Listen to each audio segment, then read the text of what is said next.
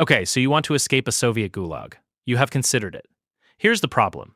The version most people imagine is wrong. Completely wrong. Because what you see in the dramatized accounts, the daring fence cut, the single night sprint through the forest, the heroic arrival at a border crossing, has almost nothing to do with what a gulag escape actually looked like from the inside. And the disparity between that picture and the reality is exactly where most escape attempts ended, in a bullet or a return to the camp in chains. Before we talk about methods, we must first establish the scope of our discussion. Because the Soviet Gulag system was not one thing.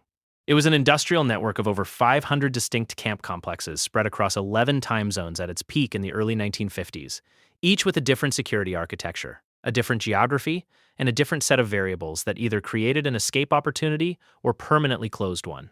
The escape calculus changed completely depending on where you were assigned. Most were not viable at all. The first variable is geography, and it is the one that killed more escapees than guards ever did. Soviet camp planners were deliberate about this. Remote placement was a security feature, not an accident. Kolyma, the vast northeastern territory where some of the most notorious camps operated, sits roughly 6,000 kilometers east of Moscow. The nearest major population center in any direction from a deep territory Kolyma camp was hundreds of kilometers of roadless, treeless tundra away. Temperatures in winter regularly drop below -50 degrees Celsius.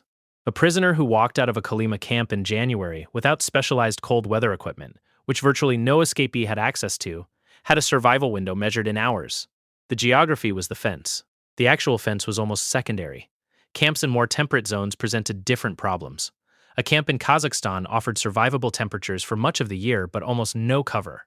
The steppes stretched flat and open in every direction, treeless for miles, offering a fleeing prisoner exactly nowhere to hide from the aerial search teams the Soviets deployed almost immediately after any confirmed escape.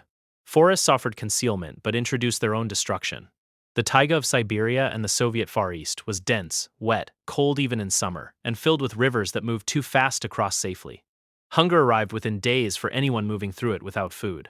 The geography was not neutral. It was an active participant in your recapture. Now let us trace exactly what a successful escape attempt actually required, starting from the beginning. First, preparation time. Documented successful escapes were not spontaneous. They were planned across weeks and in many cases months. Food hoarding was the first structural challenge. Camp rations were deliberately calibrated to prevent exactly this. The standard daily ration for a prisoner performing hard labor in the early Gulag period was 600 to 800 grams of bread, a bowl of thin soup called balanda, and a small portion of kasha. Escapees who survived later documented hoarding individual crusts across periods of 3 to 6 weeks before an attempt, hiding them in the seams of their work clothing, inside tool handles, underneath sleeping planks. A successful pre-departure food reserve might amount to 3 to 5 days of minimal sustenance. That was the ceiling. Not enough for the distances involved, which meant every escape plan had to account for foraging, theft, or contact with civilian populations along the route.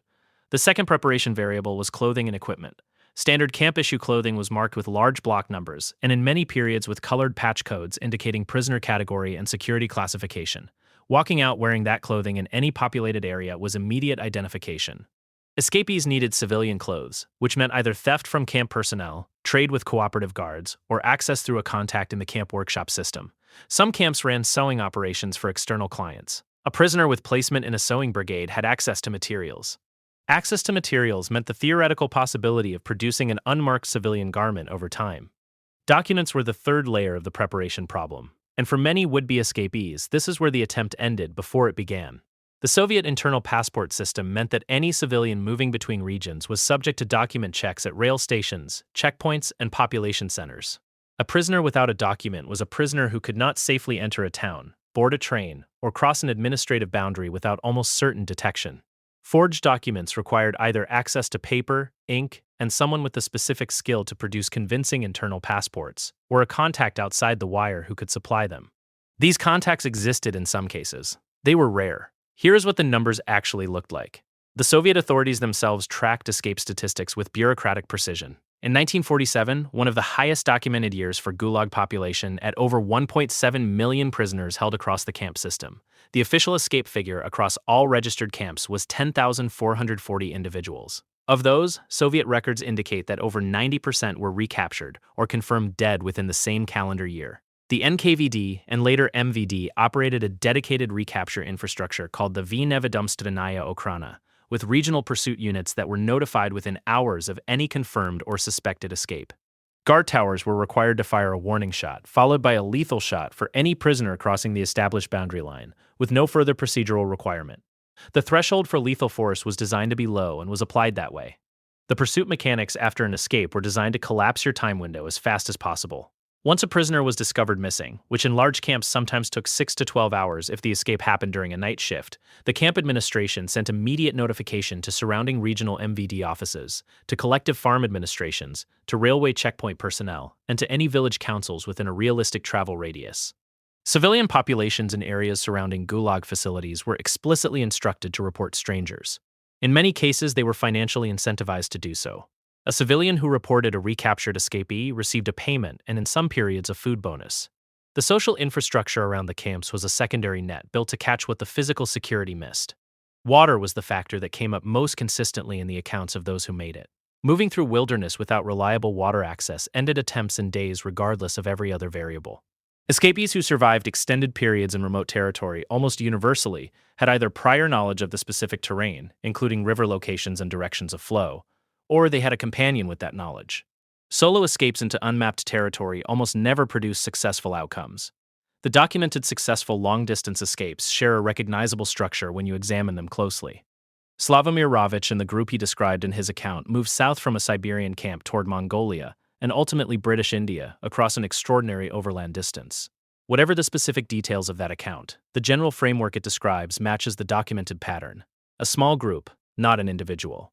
A southern route toward a warmer and politically distinct destination. Movement timed to avoid the worst of winter. Contact with Mongolian nomadic populations who provided food and direction without reporting to Soviet authorities. Every element of that structure represents a logical response to the actual mechanics of the pursuit system. Small groups, because a single person with no second set of eyes and no shared watch schedule could not maintain the continuous vigilance that extended wilderness movement required. The southern route logic deserves specific attention because it shows up across multiple documented and attempted escapes from the Siberian and Central Asian camp zones. The northern and eastern borders of the Soviet Union in the Gulag era were militarized, remote, and terminated in ocean or Arctic terrain with no viable crossing. The western borders ran through densely administered European Soviet territory, where document checkpoints were most frequent and civilian informant density was highest.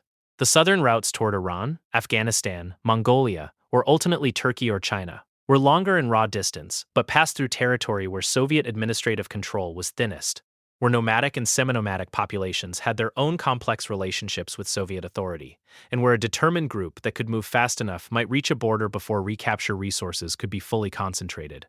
The recapture penalty structure was itself a deterrent, layered on top of the physical obstacles. A prisoner recaptured after an escape attempt faced a formal criminal charge of escape under Article 82 of the Soviet Criminal Code, which carried a mandatory additional sentence of 1 to 3 years in the highest security corrective labor category. Repeat escape attempts added successively longer additional terms. This meant that a failed attempt did not simply reset your situation to its prior state. It made your situation materially and permanently worse. The administration also held the prisoners' work brigade collectively responsible in many camp administrations during the early and middle Gulag period, reducing rations for the entire group until the escapee was returned. This created internal social pressure against escape planning that the administration did not need to enforce directly. The prisoners enforced it on each other. The documented successful escapes that reached the outside world, the ones that produced survivor memoirs, post-war testimonies, and historical records in Western archives, represent a fraction of the total attempt pool. Alexander Solzhenitsyn, who survived the system through sentence completion rather than escape, documented in the Gulag Archipelago that the camps produced a specific psychological condition he called the Zek mentality, in which the most experienced long-term prisoners came to regard escape not as a realistic option, but as a fantasy that younger prisoners entertained before the system educated them otherwise. The ones who made it tended to share a specific profile. They had technical skills that gave them access to tools or workshops. They had been in their specific camp long enough to understand its rhythms and gaps, without having been in it so long that physical deterioration had taken their capacity to move fast over distance. They had a connection, either inside or outside the wire, and they had the specific combination of geographic knowledge, physical condition, and timing that the attempt required. Remove any single one of those variables, and the outcome changed.